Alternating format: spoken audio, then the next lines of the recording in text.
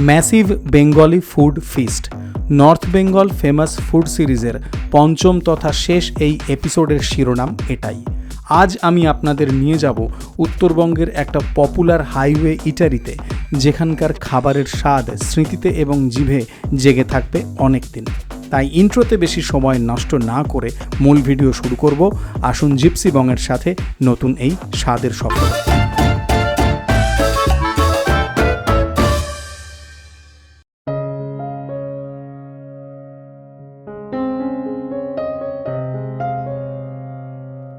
আজ এই মুহূর্তে 31 জুলাই অ্যারাউন্ড এখন 1টা বাজে। একটু আগে ফারাক্কা ক্রস করে এলাম। ফারাক্কা ব্রিজ ফাঁকা ছিল, কলকাতা থেকে যাওয়াটা খুলে দিয়েছে, ওই দিকটা ফাঁকা। নতুন ব্রিজের একটা দিক খুলেছে, ওই জন্যই ফারাক্কা আজকে খুব ফাঁকা ছিল। 2 মাস আগে পর্যন্ত খুব জ্যাম হচ্ছিল ফারাক্কায়। তো এখন আমরা চলেছি গাজলে বর্মন ধাবা নামে একটা খুব পপুলার ইটারি আছে, যাদের খাওয়া দাওয়া খুব পপুলার, এই অঞ্চলে জনপ্রিয়। গুগলে ভালো রিভিউজ আছে, ভালো রেটিং আছে, মনে হয় 4.2, আমার সঠিক এই মুহূর্তে মনে নেই। তো আগের বার যখন আমি উত্তরবঙ্গ এসেছিলাম তখন অনেকেই গাজলের এই বর্মন ধাবার কথা রেকমেন্ড করেছিলেন, তখন ফিচার করতে পারিনি। আশা করি আজকে ফিচার করতে পারবো। ওখানে লাঞ্চ করব এবং আমার লাঞ্চ এক্সপিরিয়েন্স আপনাদের সাথে শেয়ার করব, সেটাই আমার প্ল্যান। এবং আপনারা আজকের এই এপিসোডটা নর্থ বেঙ্গল ফেমাস ফুড সিরিজের কততম এপিসোড দেখছেন সেটা যখন আমি শ্যুট করছি তখন আমি সেটা জানি না। তো এর আগে কতগুলো এপিসোড দেখেছেন বা এর পরে কতগুলো দেখবেন সেটা আমি স্ক্রিনে তো লিখে দেবো। আমার যা প্ল্যান তাতে আমি গোটা 5 ভিডিও এই সিরিজের জন্য এবারে করে আনবো, সেরকমটা ইচ্ছে। আশা করি বর্মন ধাবায় খাওয়া দাওয়ার সুযোগও পাওয়া যাবে, শ্যুটের সুযোগও পাওয়া যাবে এবং একটা ভালো এক্সপিরিয়েন্স হবে। আপনারা একটা ভালো ভিডিও নিশ্চয়ই দেখছেন। Stay tuned with Gypsy Bong only, আর stay tuned with this Google aunty only. আমি যখনই কথা বলি তখনই গুগল আন্টি কথা বলে। বর্মন ধাবায় ভিডিও শ্যুটের পারমিশন পেতে কোনো অসুবিধা হয়নি, আর সেই জন্যই আপনারা এই এপিসোড দেখছেন। সকাল 7টায় বাড়ি থেকে বেরিয়েছিলাম। অল দ্য ওয়ে 6 ঘন্টার বেশি ট্রাভেল করে খিদেটা পেয়েছিল জব্বর। আর দেখুন, আপনাদের সাথে কথা বলতে বলতে পৌঁছে গেলাম গাজলের বর্মন ধাবায়। প্রথমবার এখানে এলাম এবং পরিবেশ দেখে বেশ সুন্দর লাগলো। গাজল টোলের পাশেই এটা বর্মন ধাবা, একদম NH-12 পাশেই। কলকাতা থেকে যখন শিলিগুড়ির দিকে যাবেন তখন আপনার লেফট সাইডে পড়বে। টোলটা ক্রস করলে, গাজলের যে টোল সেটা ক্রস করার একটু পরেই বাইরে একটা বসার অ্যারেঞ্জমেন্ট আছে, কিন্তু আমি আজকে বাইরে বসবো না। ভেতরে এনাদের এসি অ্যারেঞ্জমেন্ট আছে, সেইখানে গিয়ে বসবো। বাইরে বেশ কিছু টেবিল চেয়ার পাতা আছে আর ছাতা রাখা আছে। একটা ভালো ওয়েদারে, শীতকালে হোক বা বিকেল সন্ধ্যাবেলায় হোক, বাইরে বসতে নিশ্চয়ই ভালো লাগবে। ভেতরে যাওয়া যাক। এনাদের থালির অনেক সুনাম শুনেছি, দেখা যাক থালি কীরকম হয়। আর যদি কিচেনে অ্যালাউ করেন তাহলে কিচেন শটও কিছু নিয়ে আপনাদেরকে অবশ্যই দেখাবো। বর্মন ধাবার লাঞ্চ থালির সুনাম শুনেছিলাম। এখানে সেই থালি তৈরি হচ্ছে, নানা রকমের ননভেজ আইটেম রাখা আছে। এটা সার্ভিস এরিয়া, এখানকার বেশ ব্যস্ততা স্টাফেদের আছে লক্ষ্য করলাম। অবশ্য শুধু ননভেজ নয়, এই থালির সাথে অনেক রকমের ভেজ আইটেমও যায়। মাছের রকমারি আইটেম আছে। আর এই থালি যার দাম মাত্র 90 টাকা, তাতে এত রকমের খাবার যাচ্ছিল দেখে আমি সত্যিই অবাক। এগুলো দেখে নিন, থালি সম্পর্কে ডিটেলে কথা বলবো। এটা কি মাছ রেডি হচ্ছে? গোচি মাছ। আচ্ছা, খাসির মেটে চচ্চড়ি। আচ্ছা, এটাও থালির সাথে কেউ চাইলে অর্ডার করতে পারে। মাটন কষা। বাহ, এটা থালির সাথে কয় পিস যায়? 3 পিস যায়। আর এমনি যদি কেউ শুধু অর্ডার করে হাফ প্লেট গেলে হাফ প্লেটেও 3 পিস যাবে সেম। আচ্ছা, ফুল প্লেটে 6 পিস যাবে। আচ্ছা, কি দাম আছে গো? ফুল প্লেটে 380 টাকা প্রাইস আছে, হাফ প্লেটে 190 টাকা প্রাইস আছে। আচ্ছা, দেশি চিকেন। হ্যাঁ, এটা আছে দেশি চিকেন। আচ্ছা, এটা কয় পিস যায়? এটাও সেম 3 পিস যায়। আচ্ছা, সব কিছু মাংস 3 পিস করে যায় হাফ প্লেটে। আচ্ছা, ব্রয়লার চিকেন। বাহ, ঠিক আছে।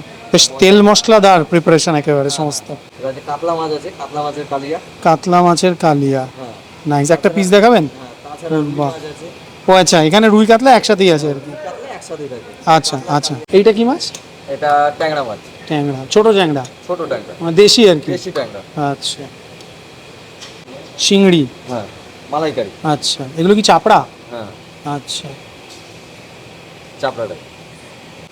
মেটে চচ্চড়ি। নাইস।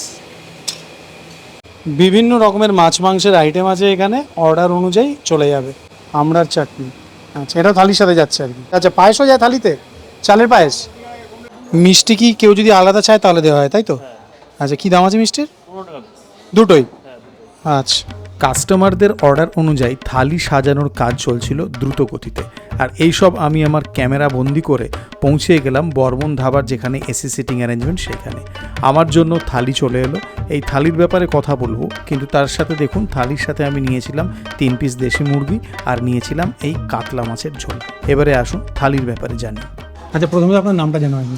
অপু রাজক। আচ্ছা অপু, অনেক ধন্যবাদ, আপনি ওখানে সার্ভিস এরিয়া অ্যালাউ করলেন, এখানেও টাইম দিয়েছেন। এই যে থালিটা, এতে কি কি আইটেম আছে আমাকে একটু বলুন। স্যালাড আছে সর্বপ্রথম, তাছাড়া আছে বাঁধাকপির সবজি, চাটনি আছে, আমড়ার চাটনি, তাছাড়া লাউয়ের সবজি আছে, আলু ভর্তা, আচ্ছা, পায়েস, শাক, লাল শাক, লাল শাক। আচ্ছা, শাকটা অনেক ধরনের হয়। আচ্ছা, ডেলি চেঞ্জেস হতে থাকে সবজি। আচ্ছা, এটা আলু করলা ভাজা আছে, ঝিঙের সবজি আছে। এই হচ্ছে আপনাদের একটা স্ট্যান্ডার্ড থালি। এটার দাম হচ্ছে 90 টাকা। 90 টাকা। আর এরপরে যে যেরকম মাছ মাংস নেবেন, তাই তো? হ্যাঁ। আচ্ছা, তো এর সাথে আপনি আমাদের একটা ওই কালিয়া করে দেবেন, রুই বা কাতলার, যেটা আমরা দেখলাম, আর তার সাথে দেশি মুরগি। থালিতে আরও একবার বলছি, এতগুলো আইটেম দেখে আমি খুব অবাক হয়েছি, কারণ এত আইটেম দেওয়া থালি, দ্যাট টু ইন মাত্র 90 টাকায়, যেটা আমি দেখিনি। থালিতে এতই আইটেম আছে, একটার উপর একটা উঠে গেছে। নাইস। পরিষ্কার পরিচ্ছন্ন পরিবেশন, বসার জায়গা পরিষ্কার পরিচ্ছন্ন, কিচেনে যেখানে সার্ভিস এরিয়া গিয়েছিলাম সেই জায়গাও পরিচ্ছন্ন।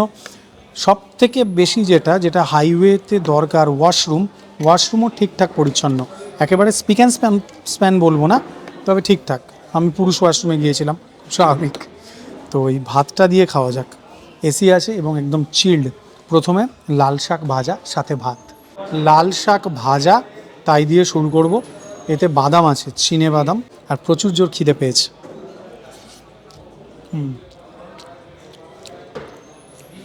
অনেকে লাল শাক ভাজায় হালকা রসুন দেন, এখানে সেটা আছে। রসুন দিয়ে লাল শাক ভাজা, সাথে চিনে বাদাম। এখন আর কেউ আলু ভাতে বলে না, এখন সবাই বলে আলু ভর্তা। শুকনো লঙ্কা দিয়ে ভালো মতো ওই আলু ভাতেটাকে মাখা হয়েছে, খাওয়া যাক এটা। আলু ভাতের সাথে এই ডালটা ঢালবো আমি। আলু ভাতেতে শুকনো লঙ্কা দিয়ে মেখেছিল, একটা হালকা ঝাল ঝাল ব্যাপার আছে। আর যে লাল শাকটা খেলাম, ওটাও হালকা ঝাল ঝাল, কারণ ওর মধ্যেও শুকনো লঙ্কা দেওয়া হয়েছিল। যেমন টিপিক্যাল বাড়ির প্রিপারেশন হয়, শুকনো লঙ্কা দিয়ে লাল শাক ভাজা ভাজা করা হয় রসুন দিয়ে, সেই রকম। বেশ ভালো। উচ্ছে, আলু এবং তার সাথে একটু কাঁচা লঙ্কা আছে, একদম টিপিক্যাল ঘরের স্বাদ। উচ্ছে আলু ভাজার স্বাদ তো কাউকে বলতে হবে না, তবে ডালটা ভালো। ঝুড়ি আলু ভাজাও আছে, যেটা এই পাঁপড়ের নিচে চলে গেছিলো, আমি অতটা বুঝতে পারিনি। এই থালিতে যে আইটেমগুলো আছে এবং যতটা পরিমাণে আছে, পরিমাণ অল্প অল্প, কিন্তু এত আইটেম আছে, আমার মনে হয় একজনের পেট ভরার জন্য যথেষ্ট। আলু ভাজা ঠান্ডা হয়েছে, তবে ঠিকঠাক লাগছে। ঝিঙের একটা সবজি আছে, এই যে ঝিঙে, এর সাথে একটা চানাও দেখতে পাচ্ছি আমি, ছোলে। 3 রকমের তরকারি আছে, ঝিঙের তরকারি, বাঁধাকপির তরকারি, আর একটা এদিকে আছে লাউয়ের তরকারি। আগে লাউটা খাওয়া উচিত ছিল। ঝিঙের তরকারি ঠিকঠাক স্ট্যান্ডার্ড টেস্ট আছে, ঘরোয়া হোমলি যেরকম হয় আর কি। এই লাউটা দিয়ে খাওয়া যাক। লাউটা আগে খাওয়া উচিত ছিল ঝিঙের, কিন্তু না গো, মিষ্টি লাগবে না, মিষ্টি লাগবে না। এইটা খেতে আমার ঝিঙের থেকে বেশি ভালো লেগেছে। ছোটো ছোটো বড়ির দানা আছে। এবারে বাঁধাকপি, সামনে থেকে আর দেখাচ্ছি না, রবিও ক্যামেরা ধরে আছে, ওরও খিদে পেয়েছে। আমরা সেই সকালে 7টার সময় বাড়ি থেকে বেরিয়েছি। বাঁধাকপিটা খাই।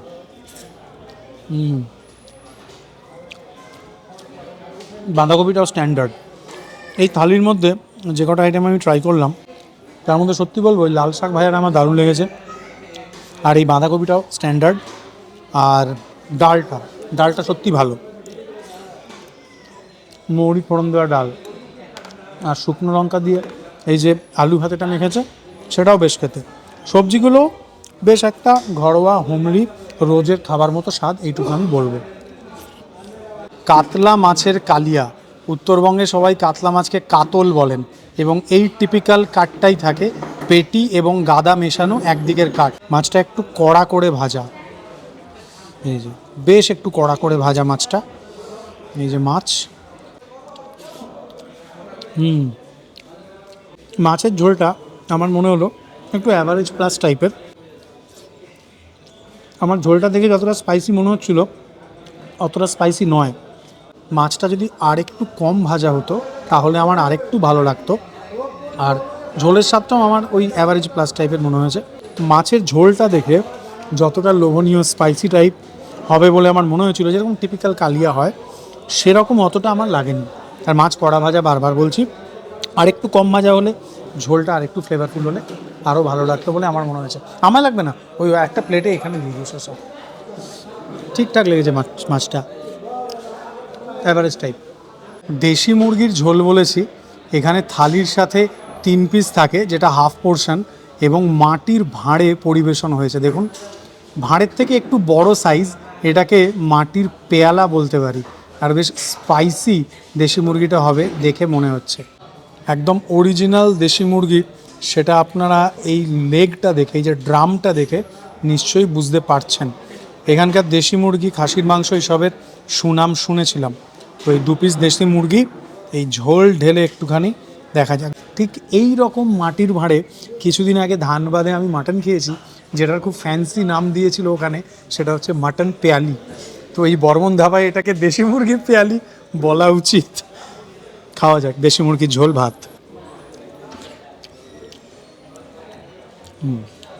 দেশি মুরগির ঝোলটার জন্য আমি আরও একবার কি আরও 2বার বর্মন ধাবায় খেতে আসতে পারি।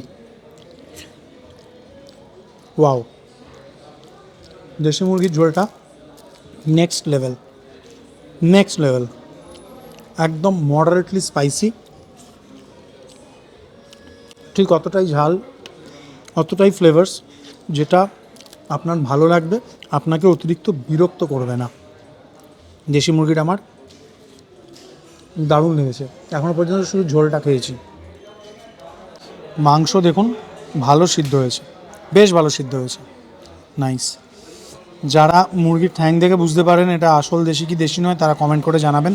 আমি যে বললাম এটা আসল দেশি, সেটা ঠিক না ভুল বলেছি। স্যালাড এসছে, স্যালাড, রবির জন্য আলাদা করে স্যালাড এসছে। মাংসটা খাওয়া যাক। একটা দুটো বাইরের পর গলে যাচ্ছে। দেশি মুরগির স্বাদ আপনারা জানেন। আমার এখন যে অ্যাপেটাইট, তাতে এই 3 পিস দেশি মুরগি, তার সাথে ভাত, আমি যদি শ্যুট না করতাম ওতেই আমার হয়ে যেত। এটা একটা বডির দিকের পিস, ব্রেস্ট দেখুন, বেশি ফাইবারাস নয় কিন্তু।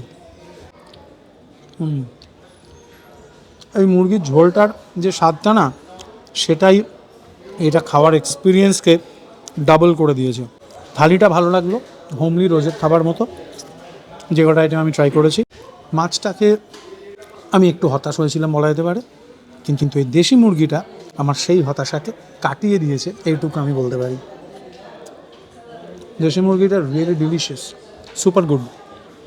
দুপুরে আবার যদি কখনো এখানে আসি, তাহলে শুধু দেশি মুরগি আর ভাত হবে আমার চয়েস। বর্মন ধাবার যে বাঙালি খাবার, যে বাঙালি থালি, সেটা রোজের খাবার মতো, একদম সিম্পল প্লেন, কিন্তু বেশ পেট ভরে খাবার মতো। তবে দেশি মুরগিটা বারবার বলছি সত্যিই ভালো, কিন্তু ভালো ছিল, সত্যিই ভালো। আর একটা কথা, যেটা মাছের জন্য ওনারা আমার কাছ থেকে টাকা নেননি। দেশি মুরগির থালি হিসেবে 280 টাকা করে ওনারা বিল করেছেন, 280 × 2 560 আর 20 টাকার জল। মাছের দামটা ওনারা নিতে চাননি, কেন সেটা আমি জানি না। যাই হোক, এইটুকুই আমার বলার। রাস্তাটা দারুণ সুন্দর, ওয়েদারটা দারুণ সুন্দর, বর্ষাকালে মনে হচ্ছে আমার শরৎকালে এসে গেছে। আজকের এই ভিডিওর সাথে north Bengal famous food series শেষ হলো। আশা করব এই সিরিজ আপনাদের ভালো লেগেছে। দেখা হবে আপনাদের সাথে নতুন কোনো ভিডিওতে, নতুন কোনো সিরিজে।